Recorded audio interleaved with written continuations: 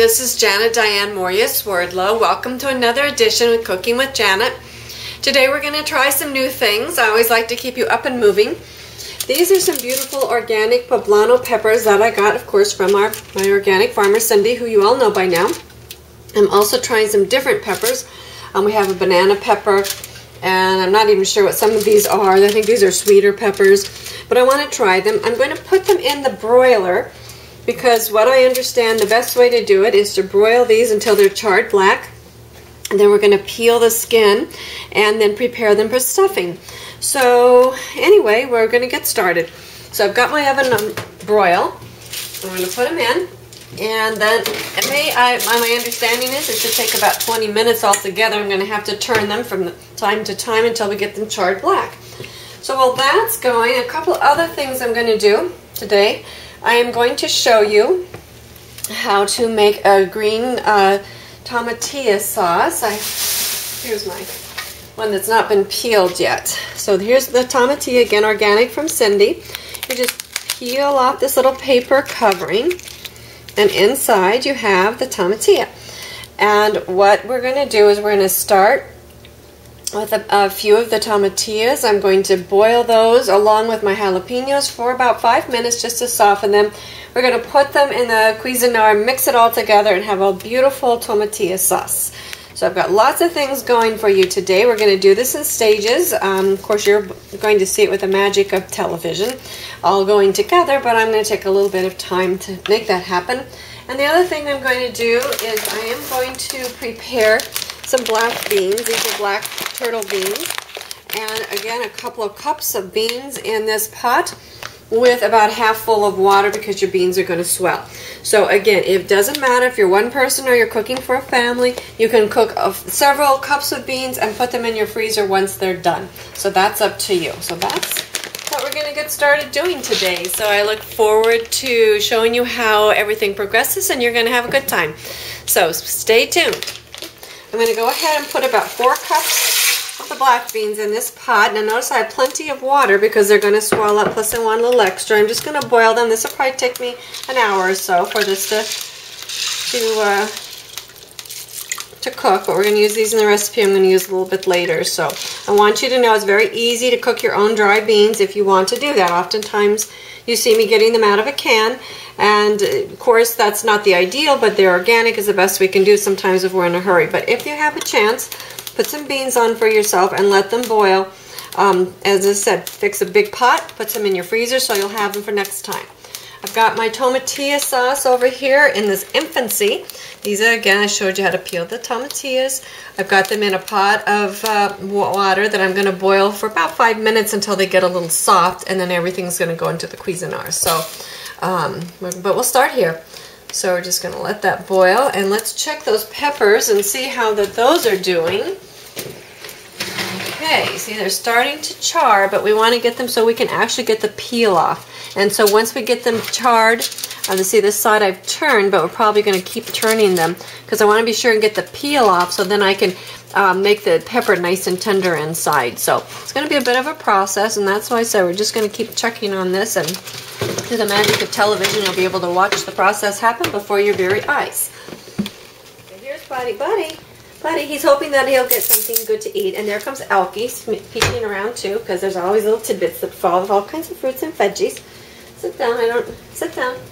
I'll sit, Buddy. And I'll show you how he catches things. This is a little bite of peach. Here, Buddy, sit. He's afraid Elkie will get it. There. I don't give it to Elkie because Elkie gulps it down. Let's see if she'll get one. Elkie. Here we go. So relieved. There we go. Alrighty, now here we are with our peppers. Oh, sorry. The peppers, you can see how the skin is starting to peel off from them. So I'm going to let them cool, and then I'll show you how we peel the peppers. But this is a good start. So you want to get them nice and charred. So these are going to come out to cool, and while these are cooling, I want you to look over here. I have the tomatillos and the jalapenos now. They're nice and soft, so those are going to go in the blender in just a few minutes. And of course I have the beans that are over here cooking, and of course you can see how dark the water is getting, so the beans, when they're done, the water will have to be washed and drained. So There we go. Let's go ahead and turn turn the tomatillos off, and we'll get back to those in just a couple of minutes. All right, now I've taken everything out of the pan. The tomatillos, the jalapenos, I cut off the stem, and most of you may or may not know, but inside it's called the pith, and this is really what's the hottest part about your pepper is the pith, and then of course the seeds, and I've left those in because we like it spicy, and then I have some organic cilantro I'm also going to put in there. So I'm going to use this particular blade into my Cuisinart. And then remember, these have been lightly boiled for about maybe 5 minutes. So I'm going to put a few of those in. And now what you can do, depending on the spiciness, you can cut back on the jalapenos, or sometimes, sometimes the jalapenos will be more spicy than other times. So you kind of have to use your own judgment. And then I have, I'm going to have to get a spoon for this. I also have some onion that I've, again, lightly boiled, just enough to kind of soften it, along with garlic. Now, again, we like things very garlicky. So I have 3 bulbs of garlic in here. Not 3 cloves, but 3 bulbs. So mine is going to be very garlicky. But if you don't like garlic as much as we do, you can, again, cut back. You might want 3 or 4 cloves, an individual clove. This is my bean spoon, so it's a little bit dark from the black beans I'm cooking as well. I'm going to put that in. And a little bit of the liquid, maybe a half a cup, just to keep it nice and soft. And then once I get this done, I'll put in the fresh cilantro, a little salt and pepper. But it's very easy to do. So we're just going to put the top on, and we're going to blend it up together.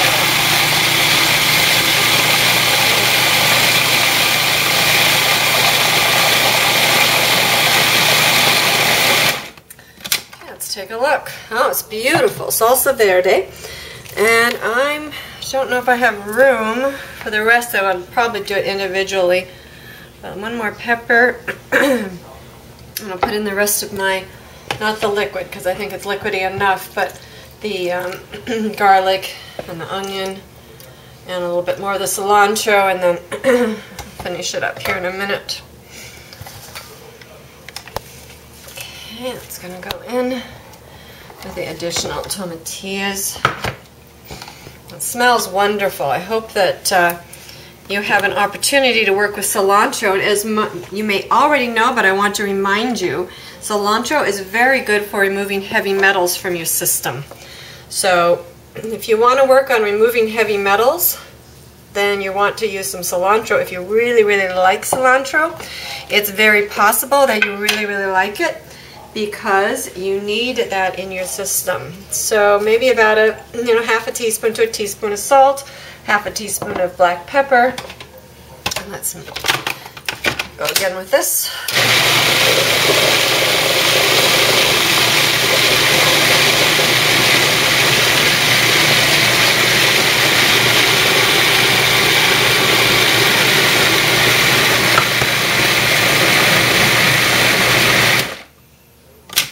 Okay, that's beautiful. Okay, we'll take a look at that. That's really lovely, and that's going to be perfect for what I'm going to be showing you how to make later. Now, let's go ahead and dump this in here, because I want to finish up the rest of my tomatillos.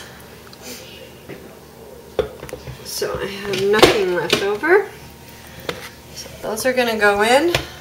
Finish off my, there's a jalapeno hiding with a stem. I'm going to take that stem off and then put that in. And then I'll add this to my tomatillo, and we're going to be in good shape. Here we go.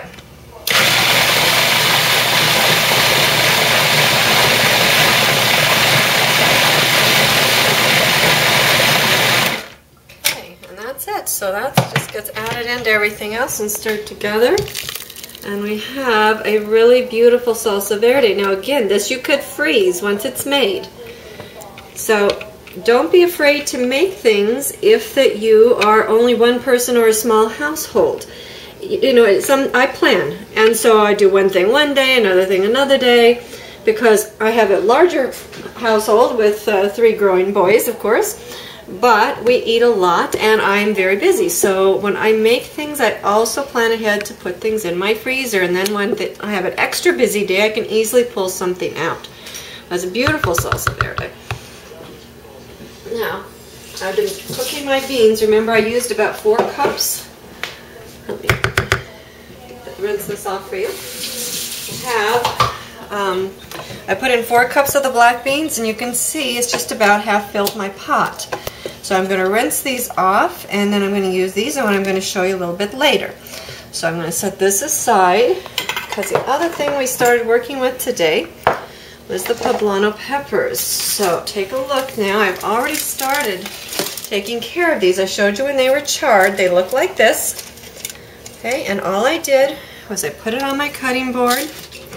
We cut off the top and we peel back the skin. Now the skin, it becomes like paper. It's very thin.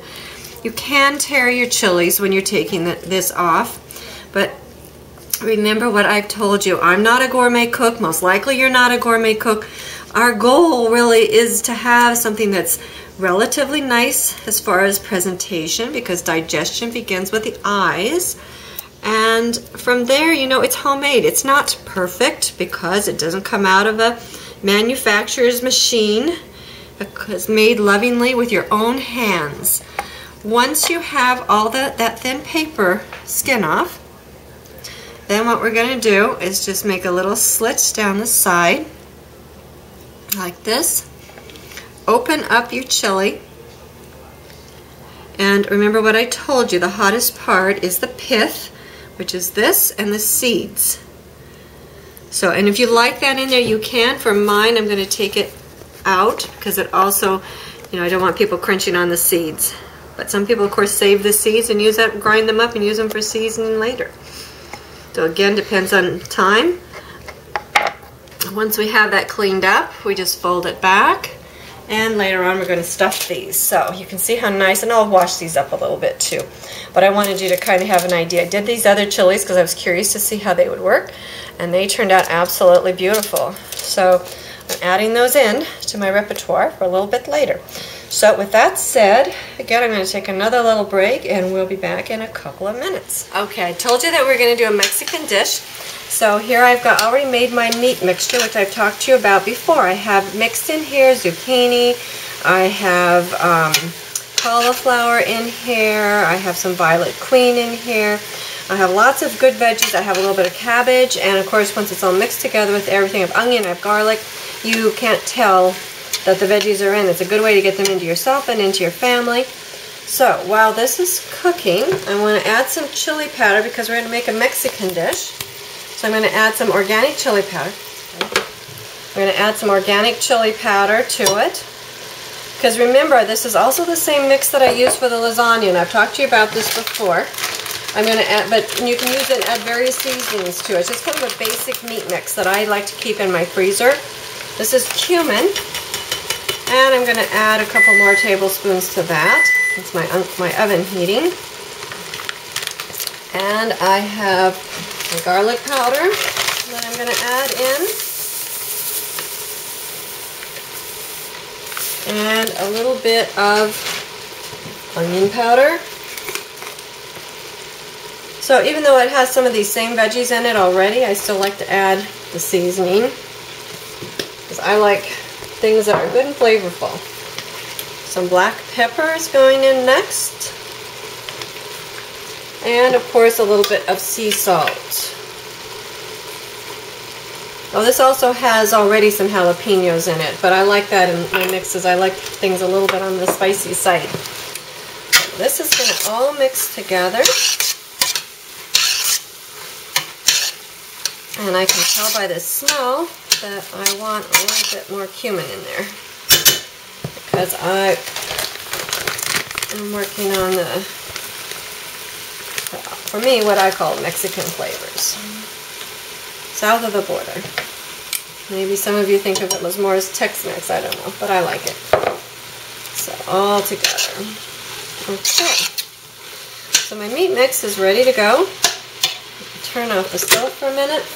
And remember I told you the black beans that I cooked this morning. You can see how nice those turned out. I'm going to put a layer in the bottom of my pans. And I'm going to do 2 because I think I have enough meat mix to do that. You can squish them up if you want them more like refried beans, or you can leave them whole depending upon what's going on in your life. And again, depending on how you deal with your carb count, you can put in as many or as few as you want. I'm going to mash mine up with a fork. Because one thing, it is a little bit easier to get it out of the pan if they're mashed a little bit. So, just enough to kind of squish them in a little. Okay. Alright, then the meat mix goes on top.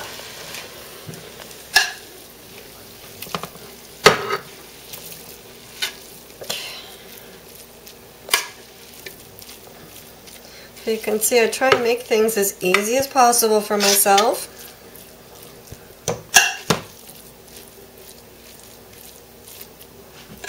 And a little bit into this pan.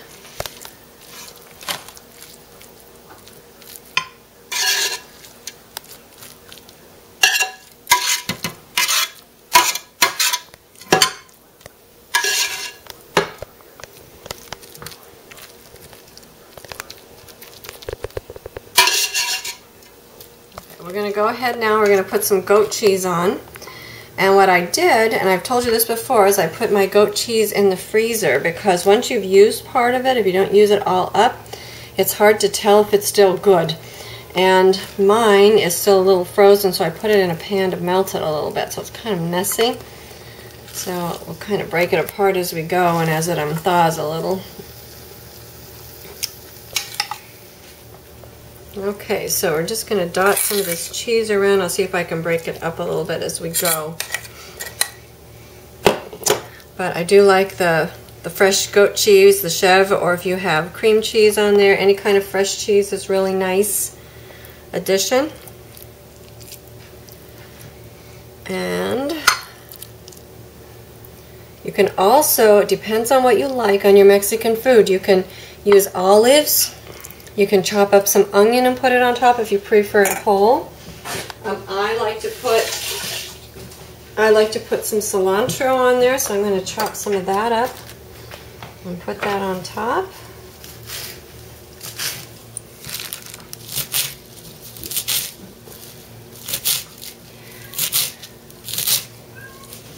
It gives it a nice flavor, keeps it fresh. Out and about. It's enough to give it a little bit of flavor, a little bit of freshness, or you can use it fresh on top after it comes out of the oven. It's kind of up to you. Cilantro always has a nice fresh flavor. Then on top of that, I have some grated mozzarella and cheddar goat cheese.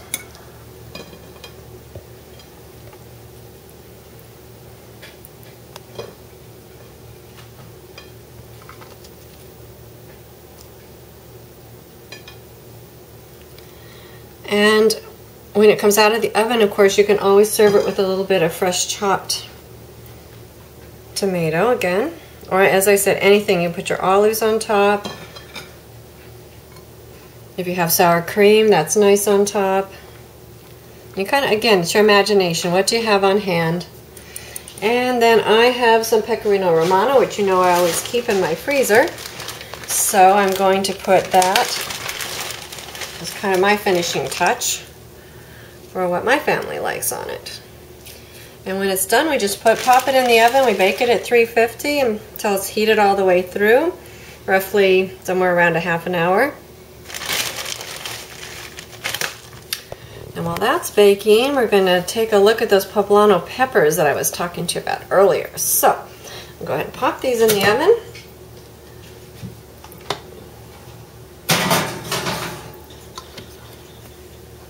And clean up for a second and we'll be back. Alright, I went ahead and put some cheese inside the poblanos. I'm rolling them in some gluten-free crumbs. And you can stuff them with anything from beans to meat, you name it, you can put it in there. And then you take it over here. I've already got some going. You just put it in your oil and you flip them when you're ready. You can also dip them in egg if you prefer. Doesn't really matter, but it makes a really wonderful side dish, or you could make a main dish out of it as well. So with that said, I want to thank you for joining me. Put a little bit more oil in here because I'm going to turn. So I want to thank you for joining me as I've kind of worked my way through my meal for the day. And as I said, if your imagination is your limit on these things, there's always lots of fun things you can do.